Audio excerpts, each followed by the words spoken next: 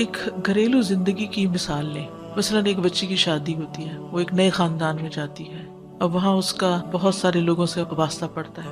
اپنے فیملی ماں باپ کے ساتھ تو بہت ساری چیزوں میں وہ درگزر کر جاتے ہیں، اپنے وہ حق چھوڑ کے ہمیں فیسیلیٹیٹ کرتے رہتے ہیں. ماں باپ کما کما کے کھلاتے ہیں، پلاتے ہیں، بڑا کرتے ہیں، شادیوں تک میں کیا کچھ خرچ نہیں کرتے، خود نہیں کھاتے، خود اپنی خوشیاں پیچھے کر دیتے ہیں، خود تھکتے ہیں اور بچوں کو خوش رکھتے ہیں. لیکن یہ ساری پیمپرنگ شادی کے بعد تو نہیں ہوتی.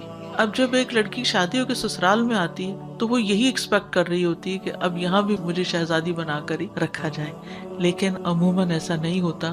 یہ زندگی ذمہ داریوں کی زندگی ہوتی ہے، اور جب ان ذمہ داریوں کو محسوس ہی نہ کیا جائے، ان کو ادا کرنے کی فکر ہی نہ کی جائے، تو پھر سارے نظام میں خلل آ جاتا ہے. اس میں پھر کبھی دین کا سہارا لیا جاتا ہے کہ عورت پہ گھر کے کام کی ذمہ داری نہیں، عورت پہ ساس سسر کی ذمہ داری نہیں، عورت پہ یہ بھی نہیں، عورت پہ وہ بھی نہیں. تو نتیجہ کیا ہے کہ جب وہ صرف حقوق لینے کی باتیں کرتی ہے اور حق دیتی نہیں ہے، عدل سے ہٹ جاتی ہے، تو پھر وہ زندگی خوشگوار ہو ہی نہیں سکتی. اور پھر خاص طور پر اگر انسان اپنی آخرت کو بھول کر یہ زندگی گزار رہا ہو تو اس میں پھر جھوٹ، فریب، بعض اوقات بد عہدی، بعض اوقات چیٹنگ، بہت ساری چیزیں شامل ہو جاتی ہیں جس سے معاملات میں کمپلیکیشن بڑھتی چلی جاتی ہے. تو اس لیے بہت ضروری ہے کہ کہیں پر بھی ہم ہوں، گھر کے ادارے میں ہوں، گھر بھی تو ایک انسٹیٹیوشن کی طرح ہے نا، تو جب تک ہم اس کی بنیاد بھی، کیوں خطبہ نکاح میں 4 دفعہ تقویٰ کا حکم دیا گیا ہے، جب تک اس کی بنیاد تقویٰ پر نہیں رکھتے اور وہاں پر بھی ہم آخرت اورینٹڈ نہیں ہوتے، تو پھر